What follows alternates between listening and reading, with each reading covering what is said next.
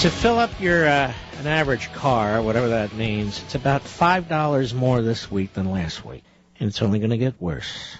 So I predict, get ready for Obama to unleash an attack against the oil industry. This is what the Marxists do. Let me be clear. They sabotage these industries, and then they attack them, complaining about, well, what they just sabotaged them. The oil companies are becoming nothing more than transport companies in many respects, taking the oil from one part of the world and bringing it to this part of the world, and then turning around and going back with their tankers and coming back again. That's how much, so much of our oil is now, received in this country. We have our government, through these leftist environmental groups, bureaucrats, and politicians, intentionally starving us of fuel and telling us over and over again, we got to go green, we got to go green. The rest of the world is on a frenzied hunt for more gas and oil, and we, because our government says so, are not. We're regressing.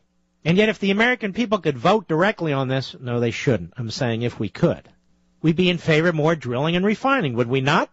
You need to understand what I've talked about before. The environmental groups have a special legal status given to them by the federal government. Many of you don't know this. That is, they get to go into court and sue on behalf of the American people. They have special standing that has been granted to them as a matter of law, because these groups don't have standing for the most part otherwise. In other words, they don't own the land, they don't own the natural resource, they don't own the equipment. They're not a party. But what the federal government has done is granted them party status in federal court to sue on your behalf, which is obviously a fraud, because did we ask them to sue on our behalf? When did this happen? Well, it happened about 30 years ago. So the environmental groups, because of the left, have been given a privileged status, just like the unions. Remember I mentioned last week that our antitrust laws do not apply to unions?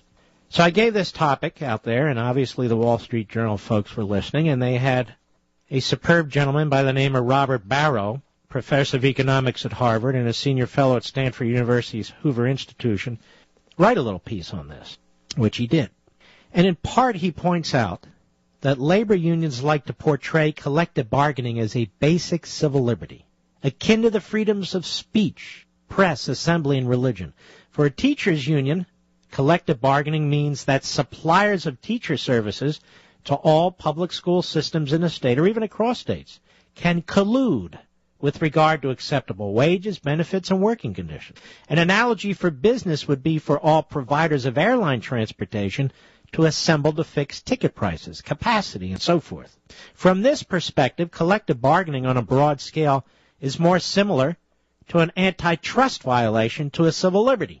In fact, labor unions were subject to U.S. antitrust laws in the Sherman Antitrust Act of 1890, which was first applied in 1894 to the American Railway Union. But organized labor managed to obtain exemption from federal antitrust laws in subsequent legislation, notably the Clayton Antitrust Act of 1914 and the National Labor Relations Act of 1935.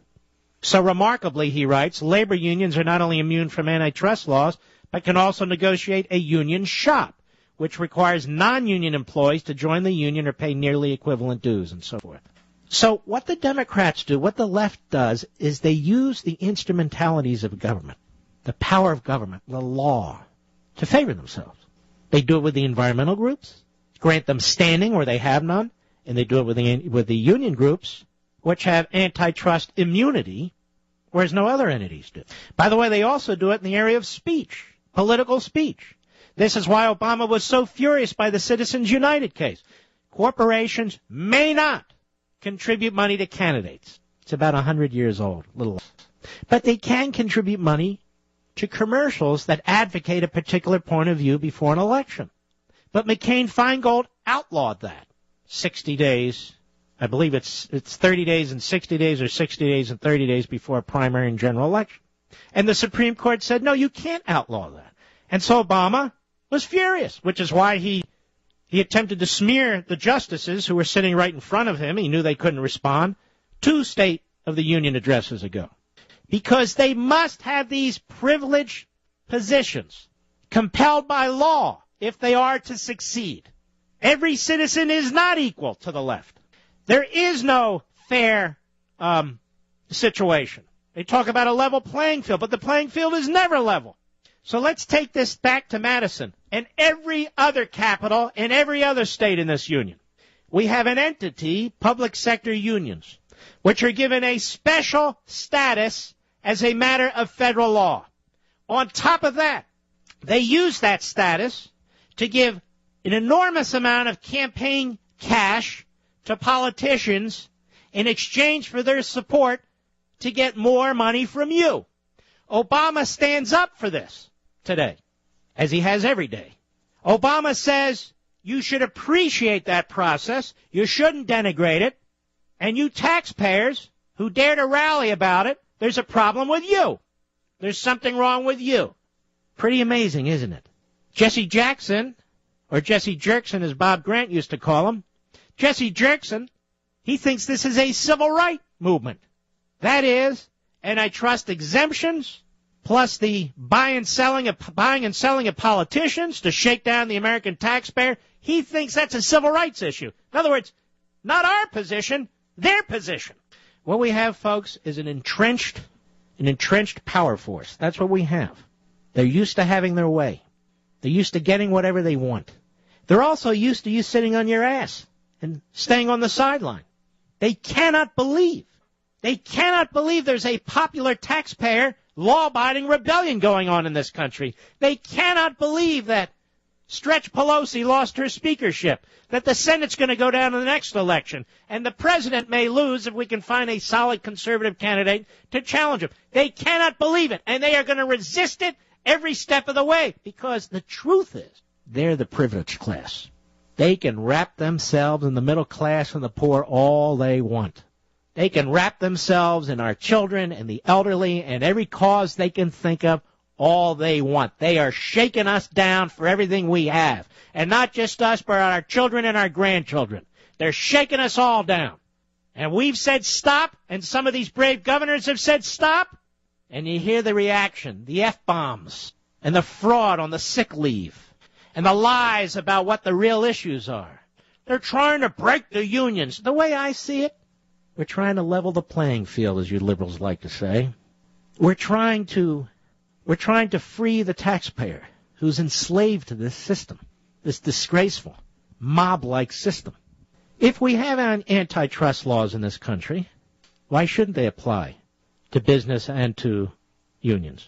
If we have standing rules in this country for you and me and our friends and neighbors and family members, why shouldn't they apply to the environmental groups too? Why should they be able to roll into court claiming to represent the American people when they don't, because the government says they can? If we're going to have laws against speech, which is reprehensible, particularly political speech, then why shouldn't everybody be able to speak? Spend whatever amount of money they want to speak. What's happening here is a great awakening. This is a good thing. It's a great awakening. Obama's on the wrong side of this issue, as he is on most issues. And the greater the awakening, the more liberating. 3 months ago, we weren't having a debate, were we, about public sector unions. Oh, there were governors here and there. But now, the political battleground in Madison, Wisconsin, has crystallized everything for us. I read these stories by the same lame liberal media that talk about the spreading labor uprising. It's not a labor uprising. The American people are rising up. The taxpayers are rising up. Labor is playing defense. Public sector unions, particularly the NEA, and SEIU, and AFSCME, and the rest, they're trying to respond to it so they can rally their people to show up at capitals and to sleep there for 2 weeks. We don't need to sleep there for 2 weeks. We already know that we outnumber these folks. About 7% of the people who work in this country belong to public sector unions. 7% belong to private sector unions. So 93% of us do not belong to public sector unions, and 86% of us don't belong to any union. I'll take our numbers any day. Paul, Long Island, the great WABC. Go.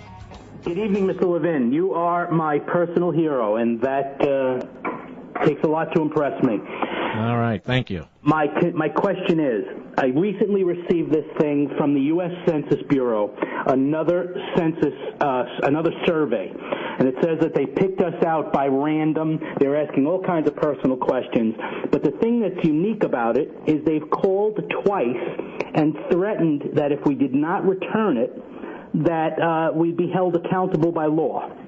And I'm just curious if you've heard anything about this. Being threatened and accountable by law? Oh, sure, that's happened from time to time. I don't know what the answer is. Who's your congressman there?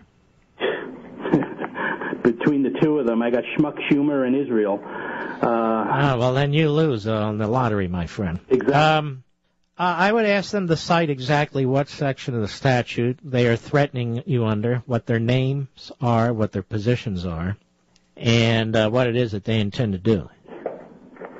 So go ahead and explore it with them. Okay.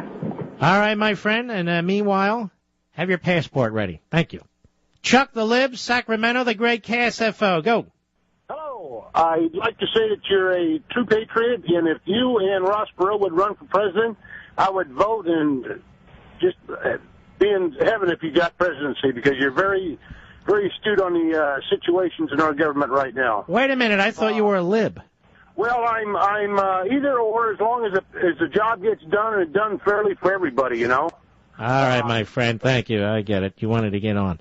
Well, I'm not running, and neither is Ross Perot, thank God. Although Huckabee said, depending on how many books he sells, he may run for president. If that's the case, I guess I'll be king tomorrow. We'll be right back.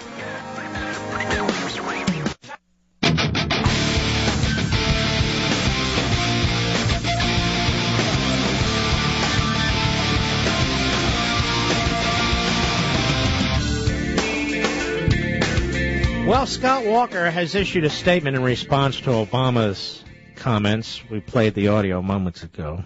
Scott Walker, the governor of Wisconsin, said, I'm sure the president knows that most federal employees do not have collective bargaining for wages and benefits, while our plan allows it for base pay.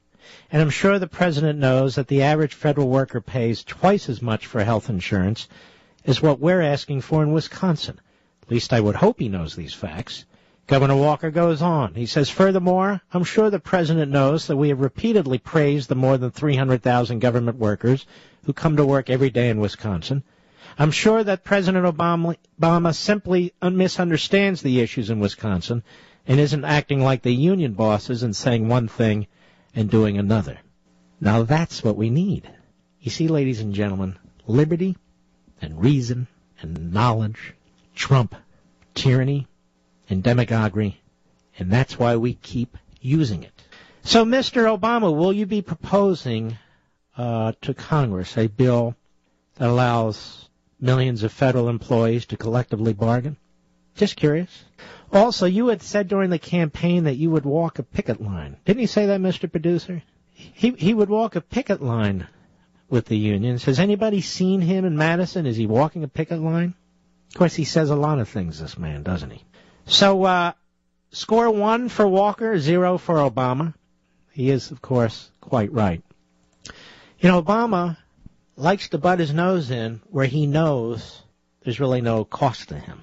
So he wants to run Wisconsin, he wants to run Arizona, he wants to run this, that, and the other thing, or at least pretend that he is. Meanwhile, as president, he's in charge of our foreign policy. And he's following the lead of Europe, in particular Britain and France, because he is weak when it comes to standing up to our enemies. He is weak when he comes to projecting American power, confused and incompetent. We'll be right back.